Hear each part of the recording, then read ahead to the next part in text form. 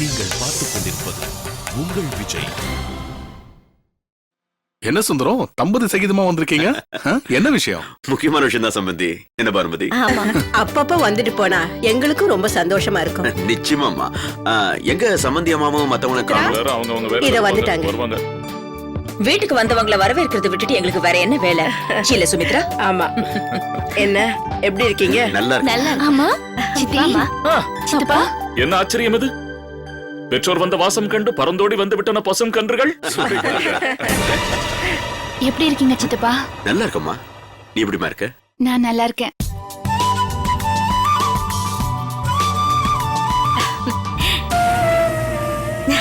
பிரியா, எப்படி இருக்க? ரொம்ப நாளாச்சு உன்னை பார்த்து. நான் நல்லா இருக்கேம்மா. நீ எப்படிமா இருக்க? எனக்கு என்னம்மா, நீ நல்லா இருந்தா எனக்கு அது போதும். பானுமதி, உங்களுக்கு எப்பவுமே பிரியாவை பத்திரி யோசனை தான், அப்படித்தானே? பிரியாவை பத்தி மட்டும் இல்ல, சீதாவை பத்தியும் யோசனை பண்ணிக்கிட்டு தான் இருக்கேன்.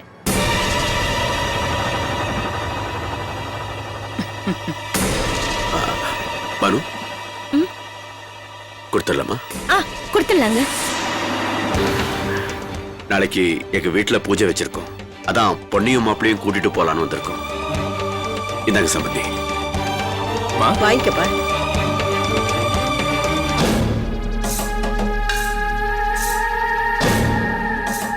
என்ன சம்பந்தியமா, அனுப்பி வைக்கிறீங்களா? நீங்க கூப்பிட்டா நாங்க கண்டிப்பா அனுப்பி வைப்போம். சந்தோஷம். தாராளமா கூட்டிட்டு போங்க. எங்க? ஒண்ணு இல்ல ராம், நாளைக்கு அவங்க வீட்டுல நோன்பா. உங்க 2 பேரும் இன்வைட் பண்ண வந்திருக்காங்க. சாரி, நான் பிசினஸ் விஷயமா டெல்லிக்கு போறேன். வரதுக்கு 3 நாள் ஆகும். என்னால வர முடியாது.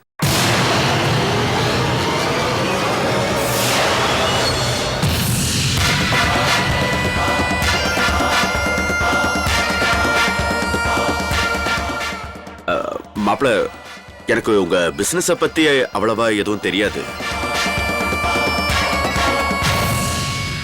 ஆனா கல்யாணமாக்கி முதல் தடவையா பொண்ணையும் மாப்பிளையும் வீட்டுக்கு கூட்டிட்டு வந்து அவங்களுக்கு ஆசை தீர விருந்து வச்சு அனுப்பணும்னு ஆசைப்படுறேன்.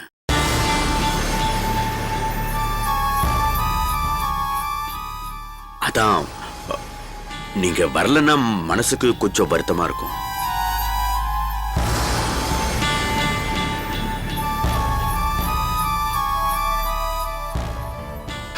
இல்ல, இது பிசினஸ் விஷயம். ஏற்கனவே பிக்ஸ் பண்ண ப்ரோக்ராம். நான் போலனா ரொம்ப ப்ராப்ளம் ஆயிடும்.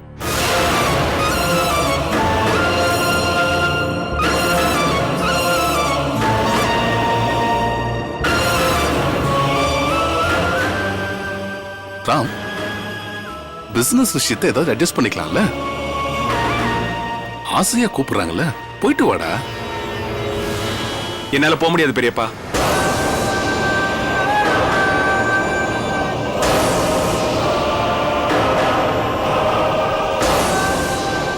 ராம், உன்னால முடியலன்னா விட்டுருப்பா. நீ போய் உன் வேலையை பாரு.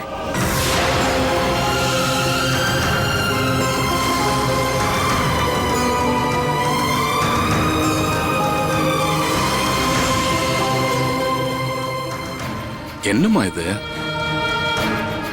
நான் உன்னை சம்மதிக்க வைக்கலாம்னு நினைச்சேன், நீ நடுவுல பூந்து குழப்பிட்டியே. தியாகராஜே, ராம் பூஜைக்கு போய் கலந்துக்கணும்னு எனக்கும் ஆசையா தான் இருக்கு. ஆனா அவனை ஒத்துக்க வைக்கிறது அவ்வளவு சுலபம் இல்ல. அவனை எப்படி சம்மதிக்க வைக்கிறதுன்னு எனக்கு தெரியும்.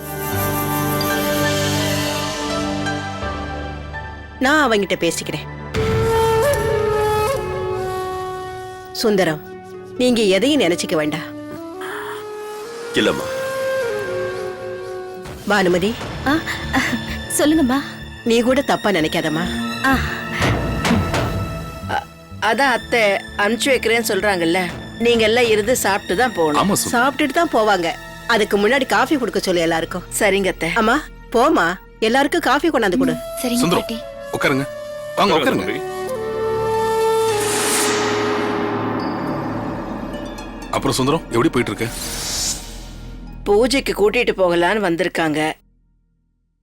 ஆனா ராம் பிசினஸ் விஷயமா டெல்லிக்கு போறேன், என்னால வர முடியாதுன்னு சொல்றான். அவங்க மூஞ்சில அடிச்ச மாதிரி வரமாட்டேன்னு சொல்லிட்டான். அவங்க எவ்வளவு வருத்தப்பட்டிருப்பாங்க. நீயாவது அவனுக்கு சொல்லக்கூடாதா?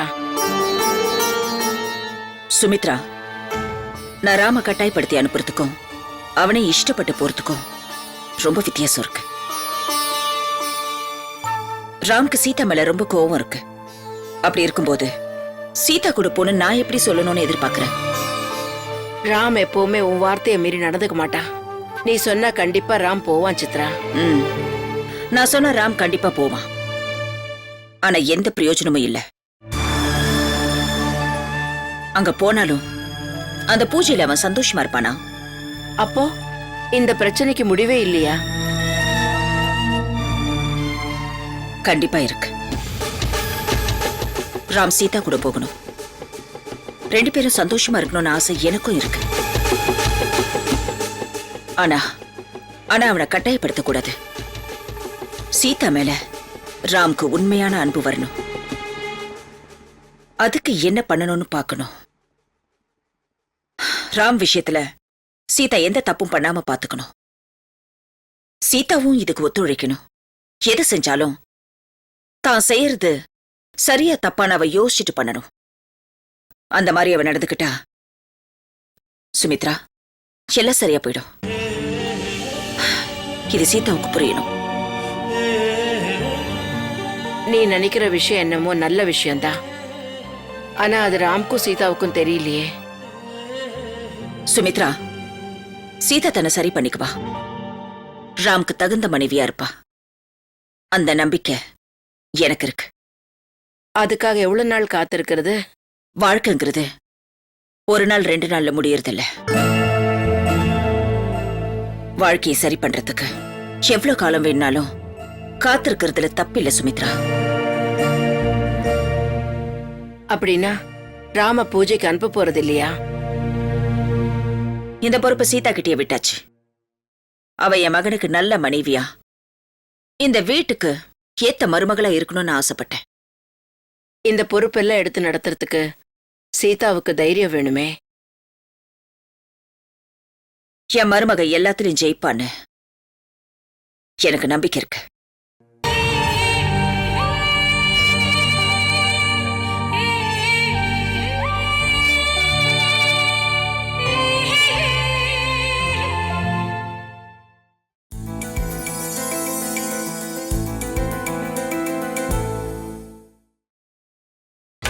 நீங்கள் பார்த்துக் கொண்டிருப்பது உங்கள் விஜய். சுந்தரம், நீங்க ராமுவை பத்தி ஒன்னும் நினைச்சுக்காதீங்க. அவனை ஒத்துக்க வச்சு நான் அனுப்புறேன். என் வார்த்தைக்கு அவன் மரியாதை கொடுப்பா. சந்தோஷமா. எனக்கு உங்க எல்லாரையுமே பூஜைக்கு கூப்பிடணும் தான் ஆசை.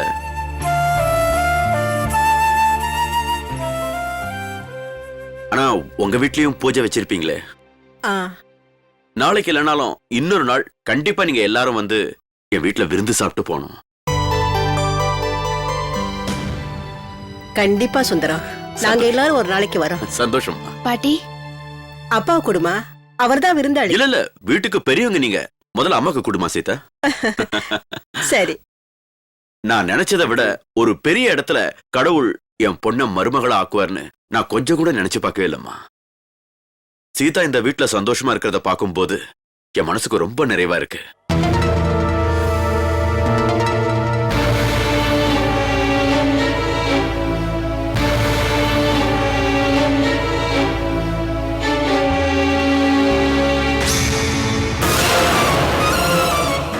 உங்களோட பெரிய மனசால சீதாவுக்கு ஒரு நல்ல வாழ்க்கை அமைஞ்சிருக்கு.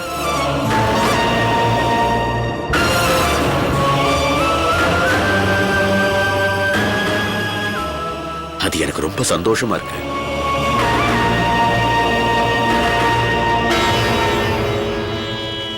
என் அண்ணனும் அண்ணியும் மட்டும் இப்ப உயிரோட இருந்திருந்தா சீதா இப்ப இருக்கிறத பார்த்து ரொம்ப சந்தோஷப்பட்டிருப்பாங்க.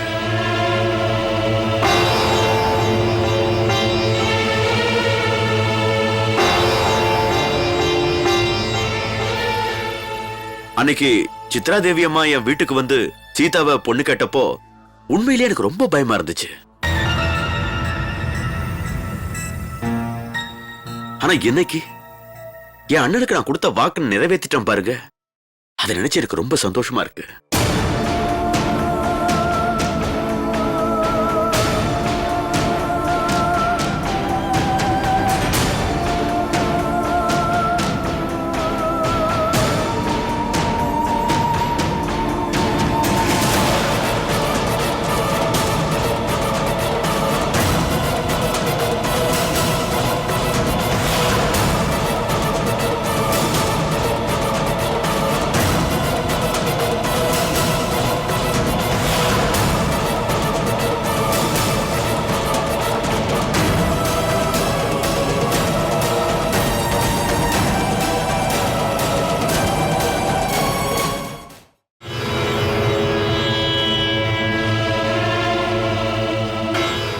சுந்தரம் சொன்ன வார்த்தையை கேட்டீங்களாப்பா?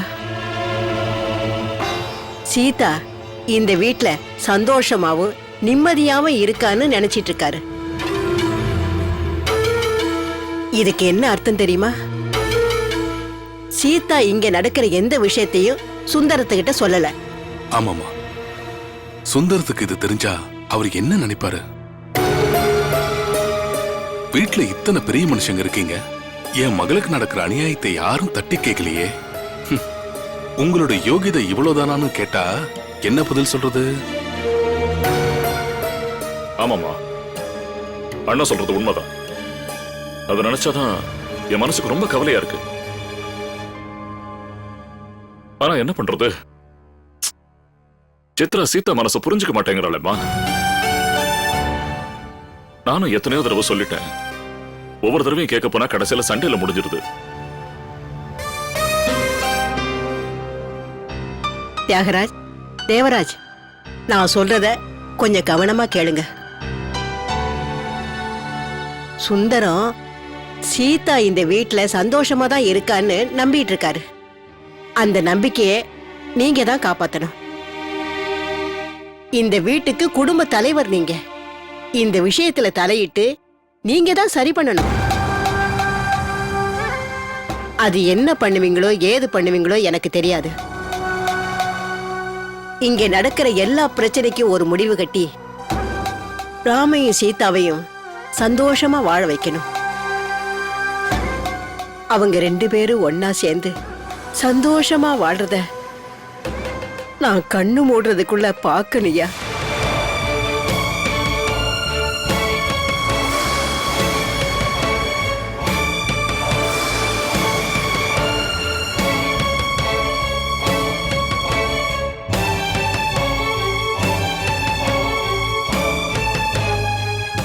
அருண் அருண், கேக்குதா இப்போ? Okay okay. எப்படி இருக்க? நான் நல்லா இருக்கேன். என்னது ஃபெஸ்டிவலா? எப்போ?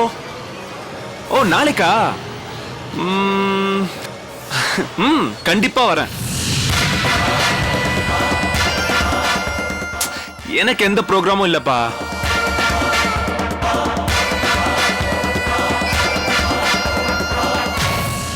ஆமாமா, சீதா வீட்டுல கூப்பிட்டாங்க. ஆனா நான் வரலன்னு சொல்லிட்டேன்.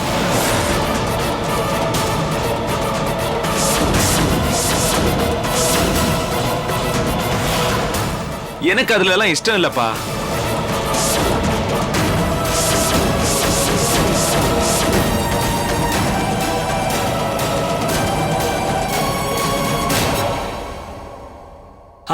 சரி சரி, நான் கண்டிப்பா வரேன். ஓகே ஓகே, டேக் கேர், பாய். மாப்பிளைய பூஜைக்கு வாங்கன்னு கூப்பிட்டப்போ டெல்லியில எனக்கு முக்கியமான வேலை இருக்கு, வர முடியாதுன்னு சொன்னாரு. ஆனா இங்க பார்த்தா யார் கூடவோ போன்ல எனக்கு எந்த வேலையும் இல்ல, வரேன்னு சொல்றாரு. அப்படின்னா என்கிட்ட பொய் சொல்லிருக்காரு.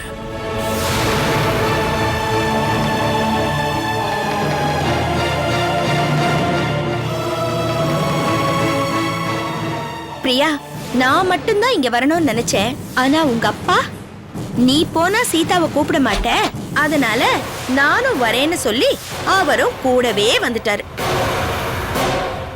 அம்மா, யாரு வந்து கூப்பிட்டாலும் சீதாவை அனுப்ப மாட்டாங்க. ஒருவேளை அவ வந்தாலும் ராம் வரமாட்டாரு. அப்படியா? ரொம்ப நல்லதா போச்சு.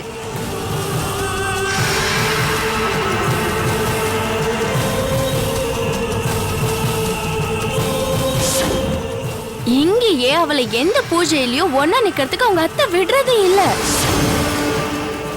நம்ம வீட்டுக்கு மட்டும் ஜோடியா அனுப்பிடுவாங்களா என்ன? வந்தா நானும் ரவியும் தான் வருவோம், அவ்வளவுதாமா. ஐயோ, எனக்கும் அதுதான் நடக்கணும் பிரியா. ஏ, அந்த சீதா வராம போனா என் வீட்ல பூஜை நடக்காம போயிடுமா என்ன? ஆ? ஆ.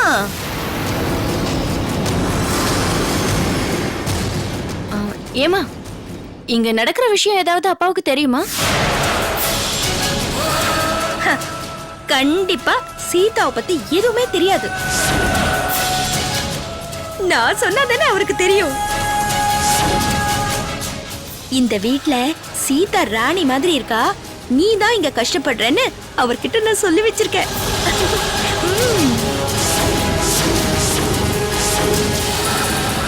இருந்தாலும் ஏமகன்னு அந்த சீதாவை பத்தி சொல்லிக்கிட்டே இருப்பாரு.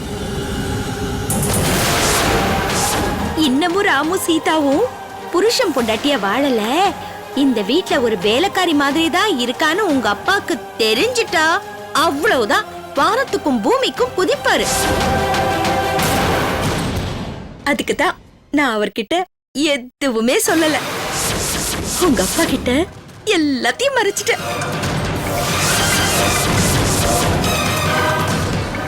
நல்லதுமா, சீதா நல்லா இருக்கான்னு அப்பா நினைச்சுக்கிட்டே இருக்கட்டும். நான் இங்க என்ன பண்ணணுமோ அதை பண்ணிடுறேன். சரிம்மா, அதெல்லாம் விடுமா. இப்போ எப்படி நடக்குது உன் குடும்ப பொறுப்பு? ஐயோ, பேருக்குதாம்மா குடும்ப பொறுப்பு. அந்த சித்ரா தேவி படுத்துறா, ரொம்ப கஷ்டமா இருக்குமா. ஏ பிரியா, இருந்தாலும் நீ உன் குடும்ப பொறுப்பையும் சாவி கொத்தையும் யாருக்கும் விட்டு கொடுத்துறாத. வாழ்க்கையில கஷ்டங்கள் வரத்தான் செய்யும், அதெல்லாம் பொறுத்துக்கணும்.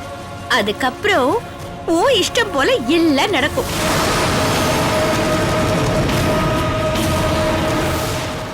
ஆனா ஒண்ணு மட்டும் நினைவிருக்கட்டு பிரியா, அந்த சித்ரா தேவி சீதாவை புத்தி இல்லாதவ, ராம் கூட சேர்ந்து வாழறதுக்கு தகுதி இல்லாதவ நினைச்சுக்கிட்டு இருக்கா. அதனாலதான் அவளை ஒரு வேலைக்காரியா வச்சுக்கிட்டு இருக்கா.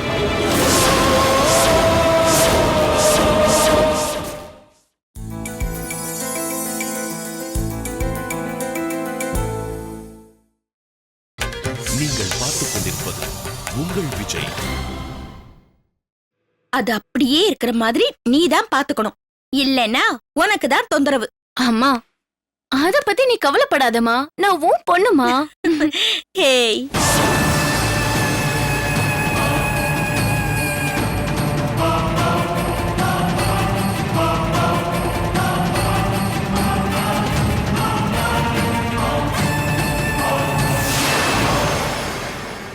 நான் இந்த வீட்ல சந்தோஷமா தான் இருக்கேன்னு சித்தப்பா நினைச்சிட்டு இருக்காரு. ஒருவேளை நான் இங்க இருக்கிற நிலைமை அவருக்கு தெரிஞ்சிட்டா பாவம் எவ்வளவு நொந்து போவாரோ. இது எதுவுமே சித்தப்பாக்கு தெரியாம இருக்கட்டும். சீதா,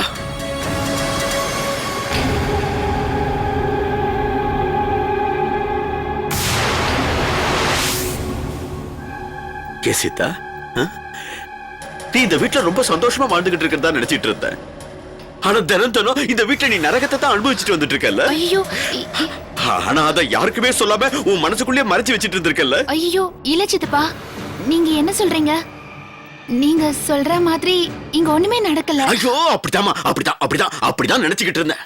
ஆனா இன்னைக்கு எனக்கு எல்லா உண்மையும் தெரிஞ்சு போச்சு.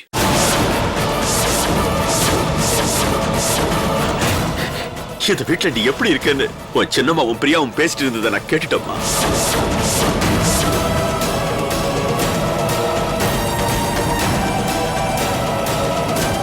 உன் புருஷன் டெல்லிக்கு போகல, போய் சொன்னாங்கிறது எனக்கு தெரியும்.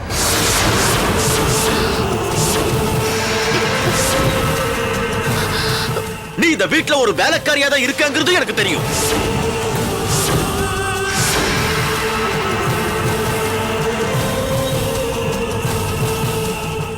ஏமா ஏமா இவ்ளோ நடந்திருக்கு, ஏமா எதையுமே என்கிட்ட சொல்லல?